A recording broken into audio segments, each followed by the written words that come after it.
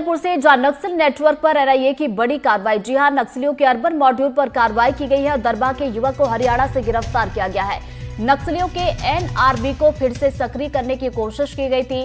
North regional bureau को सक्रिय करने की कोशिश की गई। प्रियांशु के पास से मोबाइल सिम कार्ड भी जब्त किए गए हैं और एनआईए गिरफ्तार युवक से पूछताछ कर रही है।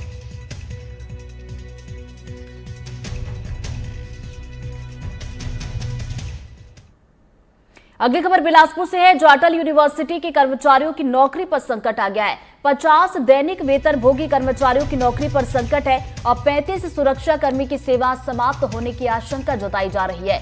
15 सफाई कर्मी की सेवा समाप्त होने की आशंका जताई गई है और यूनिवर्सिटी की सुरक्षा सफाई का दूसरी कंपनी को ठेका मिला है। कर्मचारियों ने कलेक्टर को ज्ञापन भी सौंपा है और प्रभारी कुल सचिव ने कहा है कि हम इसमें कुछ नहीं कर सकते।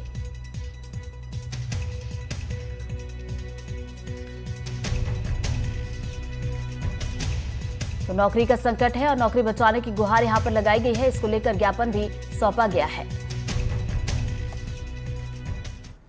दिल्ली से खबर, जहां सीएम विष्णुदेव साय ने दिल्ली का दौरा किया और सीएम साय ने पीएम मोदी से मुलाकात की है। राज्योत्सव में छत्तीसगढ़ आने का न्योता उनकी तरफ से दिया गया और मुख्य अतिथि के तौर पर आने का न्योता उन्हें दिया है। 1 नवंबर 2025 को रायपुर में महोत्सव होगा।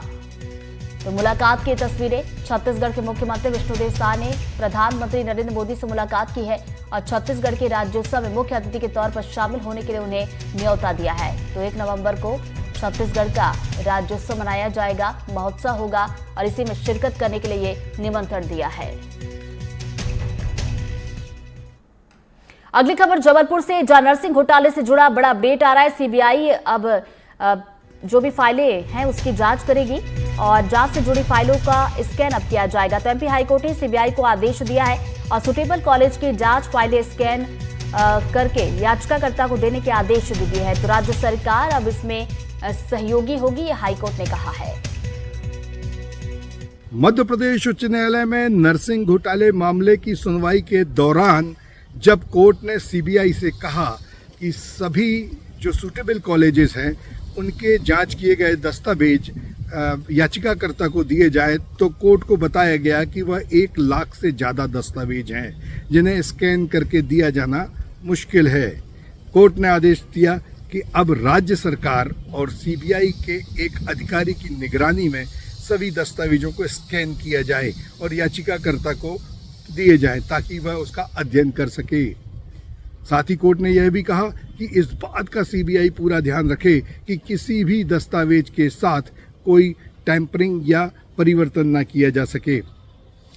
आपको मालूम ही है कि मध्य प्रदेश हाई कोर्ट में नर्सिंग मामले पर लंबी बहस चल रही है और पिछली बार सुनवाई में जो सीबीआई को दस्तावेज प्रस्तुत किए गए थे वह फर्जी थे और उसी आधार पर सीबीआई ने नर्सिंग कॉलेज को मान्यता दे दी थी, उसे सूटेबल घोषित कर दिया था। जब यह खुलासा हुआ उसके बाद कोर्ट ने सभी दस्तावेज याचिकाकर्ता को देने की आदेश जारी कर दिया। अब लगभग 1 लाख दस्तावेजों का स्कैनिंग की जाएगी और याचिकाकर्ता को सौंपे जाएंगे। वीरेंद्र शर्मा के साथ संजीव चौधरी, एनडीटीवी के लिए। अगली खबर जबलपुर से, जहां जहरीले कचरे के निपटारे पर हाईकोर्ट में सुनवाई हुई है। हाईकोर्ट ने कचरे के निपटारे की प्रक्रिया पर सवाल उठाए और एक्सपर्ट कमेटी से और समय मांगने पर फटकार लगाई है। कचरे में हैवी मेटल और मरकरी के प्रभावों पर सवाल पूछे और पूछा कि ऐसे कचरे के लिए रिहायशी इलाकों को क्यों चुना गया। अब मामले पर 14 अगस्त को सुनवाई होगी।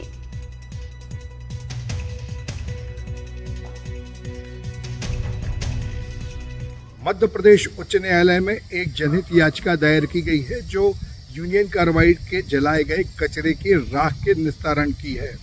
बताया गया है कि इसमें सिलिकॉन और अन्य ऐसे तत्व हैं जो वहाँ यदि राख को गड़ा दिया जाएगा तो वहाँ पर रहने वाले हजारों नागरिकों के स्वास्थ्य के लिए खतरा होगा और भूमिगत जल और भूमि का नुकसान होगा।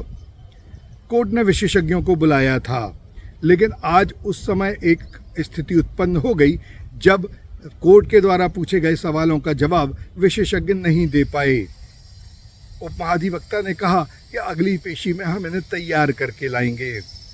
तब कोर्ट ने नाराजगी व्यक्त करते हुए कहा कि विशेषज्ञ ये हैं कि आप हैं, आप इन्हें कैसे तैयार कर सकते हैं। बहरहाल कोर्ट ने 14 अगस्त तक सुनवाई को टाल दिया है। अगली सुनवाई 14 अगस्त को होगी, जब विशेषज्ञ कमेटी को बताना होगा कि आखिर कचरे का निस्तारण कैसे किया जाएगा, कहाँ किया जाएगा, ताकि जनहित में कोई भी परेशानी ना हो सके। वीरेंद्र शर्मा के साथ संजीव चौधरी, एनडीटीवी।